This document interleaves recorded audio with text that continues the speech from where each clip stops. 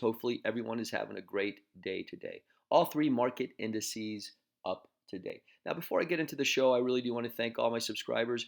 I really do appreciate you guys tuning in and watching. All right, what we normally do, we go over the SPY, take a look at that, see how that performed today, and then we will go into three stocks that look extremely promising going into tomorrow. All right, guys. So if we take a look, if you remember from yesterday's show, I said it looked like there was this bear flag forming right here, and that that Thursday's low of last week needs to hold in order for this uptrend to continue, right? Right, guys. So as luck would have it, we did have a nice little gap and go today. We did break out of that bear flag. We're above that 10 SMA, clearly above the 50. We're above this value area high, and we're encroaching on that 52-week high in the SPY, guys. This looks like to me, if it doesn't happen tomorrow, it'll probably happen sometime early next week that we will take out that 364.38 on the spider. So watch these key levels again. If you do see a little pullback, let's see if it'll hold that 10 SMA. If not, it may want to go down, but I do think we'll see a 52-week high before we see any more retracement in SPY. All right, guys, we're going to go over three stocks that look extremely promising going into tomorrow. So all three stocks that I am going to give you tonight are stocks that I have talked about in the past. They all underperformed this market rally today, so they're probably poised to make a move tomorrow. Okay, so the first one's going to be AQST. This is one that I've talked in the past, played in the past, had a beautiful run from below 6 all the way up to that 950 mark. I did sell down here somewhere. It was about in that 820 mark, if I remember correctly.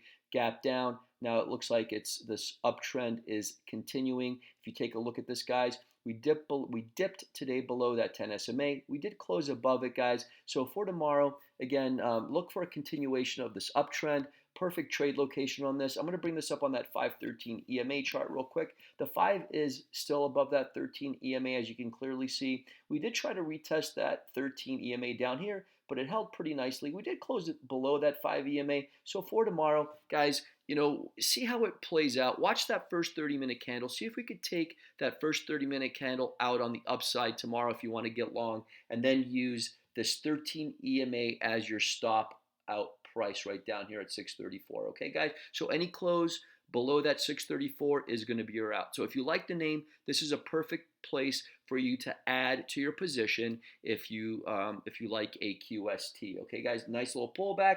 Didn't really it didn't perform with the overall market today. So there's probably a good opportunity to buy this going into tomorrow or for tomorrow. Okay, guys, that is AQST. All right, next stock that also underperformed the market is PLL.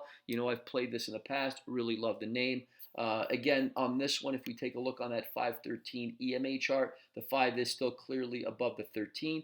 Today, it did go right down to that 13 EMA, guys, and it did bounce right off there at 26.67, right? So now what for tomorrow? Again, watch for a continuation of this uptrend tomorrow. Again, be a buyer above that first 30-minute candle, and then use that 26.67 or today's low as your out. In the past, I said, use that 25.50 as your out. Now we're moving that stop up. So if you like the name and you didn't get a chance to buy this in the past, or you want to add to your position, this would be a perfect place for you to add to PLL. I do want to bring this on the 10, 50, and 200-day moving average chart real quickly to show you this uptrend is still super nice right here. I mean, we made that huge gap up and 52-week high 54.50. We pulled back. Now we've pulled back again, and now, guys, we're set to move higher. To me, this is what it looks like, but using key levels as your stop is imperative in this name. Okay, we did close above that virgin point of control, which is at 28.04. We're again above that 10 SMA, clearly above the 50, and obviously above that 200. So again, I always say this, I'm going to say it again, that every good looking chart has those three indicators aligned in that order, where the 10 is above the 50 and the 50 is above 200. So now the risk reward setup is really nice. Watch then for a break of that recent high of $30.73, let's call it. If we can break above that, guys, this uptrend is in full gear, and we'll probably go back into that $40 range pretty quickly. So watch this again. If you're in the name and you're thinking about taking a position, this would be the opportune time with some key levels as support. Okay, that is PLL. Last stock on the list, Again, underperformed today was SGBX.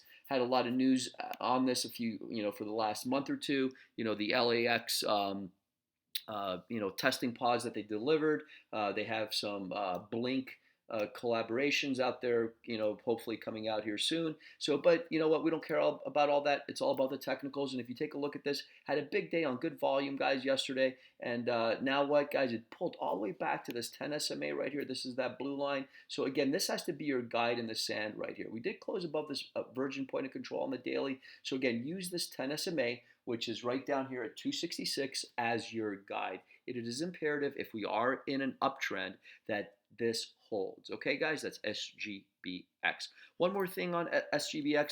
Since it's down over 14%, this will be on that SHO list tomorrow, meaning that you cannot short this on the bid, only on the ask. So you might see a little bit of tailwind in this thing, but don't get too suckered in because of that, because shorts, can always then stack the ask and push this down at a later time. So be very careful with this one, okay? If you like the name, you think you missed that run from yesterday, I think this will be a great risk reward setup based on trade location on this one. And if you do, want to give it a little bit of room, obviously give it down to this 200-day moving average at 262 as your stop price. Any close below that 200-day moving average. All right, guys, thank you so much for joining me on this beautiful Tuesday afternoon. My name is Eric, and you can reach me at eric@valueareatrader.com or just by leaving a comment down below.